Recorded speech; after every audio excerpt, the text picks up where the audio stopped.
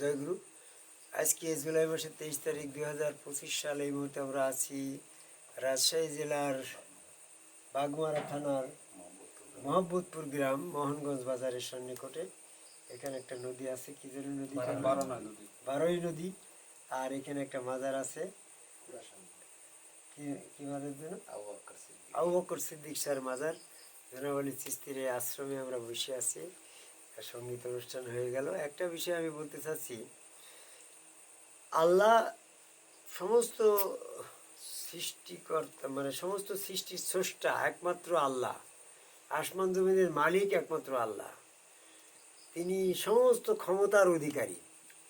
এই সমস্ত ক্ষমতার অধিকারী আল্লাহ বিশ্বাস করার পরেও আল্লাহ মানুষকে দয়া ক্ষমা করে না।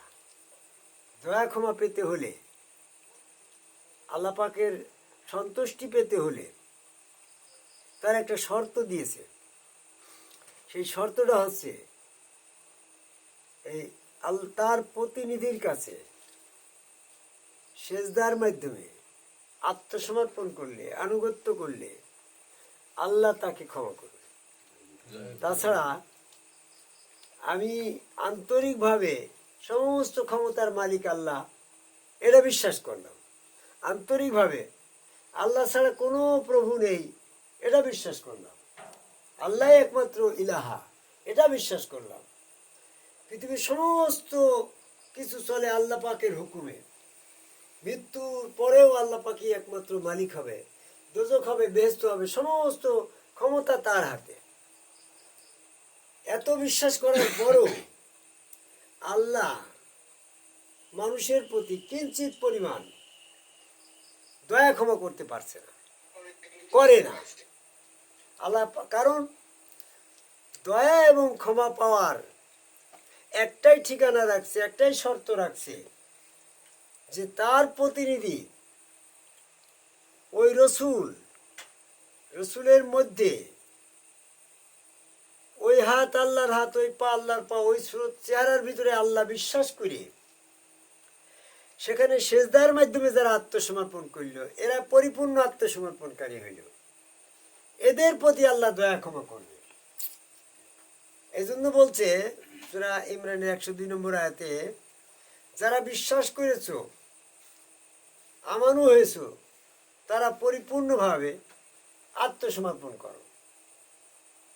এই আত্মসমর্পণটা হচ্ছে, পরিপূর্ণ আত্মসমর্পণ হতে হলে ওইখানে সম্পূর্ণ সেজদার মাধ্যমে আল্লাহ পাকের কাছে আত্মসমর্পণের ঠিকানা হচ্ছে রসুল। সূরা আল ফাতির 10 নম্বর আয়াত, রসুলের হাত আল্লাহর হাত, রসুলের পা আল্লাহর পা। রসুলের কাছে যারা বায়াত গ্রহণ করলো তারা তো আল্লাহর কাছেই বায়াত গ্রহণ করলো। রসুলের কাছে যারা মহব্বত করলো তারা তো আল্লাহর কাছেই মহব্বত করলো। রসুলের যারা আনুগত্য করলো তারা তো আল্লাহরই আনুগত্য করলো। তাহলে পৃথিবীর সমস্ত স্রষ্টা, সমস্ত সৃষ্টির স্রষ্টা আল্লাহ, এ বিশ্বাস করার পরও কিন্তু দয়া ক্ষমা পাওয়া যাচ্ছে না। সমস্ত ক্ষমতার মালিক আল্লাহ, রাতকে দিন করতে পারে, দিনকে রাত করতে পারে, দরিয়াকে পাহাড় বানাতে পারে, পাহাড়কে দরিয়া বানাতে পারে, জীবিতকে মৃত্যু করতে পারে, মৃত্যুকে জীবিত করতে পারে। এই ক্ষমতায় পূর্ণ বিশ্বাসী হওয়ার পরও আল্লাহ মানুষের দয়া ক্ষমা করছে না, যতক্ষণ পর্যন্ত সে তার প্রতিনিধি ওই রসুলের কাছে যেয়ে সেজদার মাধ্যমে আত্মসমর্পণ না করছে। এই জন্য আমাদের সংক্ষিপ্ত পরিসরে কথা হচ্ছে, বর্তমান জামানায় যারা তাবলিগ করছে আর তারা আল্লাহ বিশ্বাস করছে, আল্লাহ ছাড়া কোনো ইলাহা নেই এটা বিশ্বাস করছে, নামাজ পড়ছে, রোজা করছে, হজ করছে, যাকাত করছে, বায়াত গ্রহণ করছে, কিন্তু আদম সেজদা করছে না। পরিপূর্ণ আত্মসমর্পণ তার না হওয়ার কারণে সূরা বাকারা 208 নম্বর আয়াতে বলছে, উদখুলু সিলমে কাফা, হ্যাঁ, পরিপূর্ণ ইসলামে দাখিল হও। সে পরিপূর্ণ ইসলামে দাখিল হচ্ছে না। পরিপূর্ণভাবে ইসলামে দাখিল হওয়ার প্রক্রিয়া তো ওই সেজদা গো। যেমন তুমি একটা মেয়েকে ভালোবাসো, হ্যাঁ, এরকম ভাবে গোলাপ ফুল দিচ্ছ, হাতে হাত মিলেছো, গায়ে গা ঘষাবে দিচ্ছ, কিন্তু পরিপূর্ণতা অর্জন হচ্ছে তোমার বিবাহের মাধ্যমে বাসরে গেলে। বাসরে না যাওয়া পর্যন্ত তোমার পরিপূর্ণ মহব্বতের কোনো প্রকাশ বিকাশ হচ্ছে না, বিধায় তোমার সন্তান হচ্ছে না।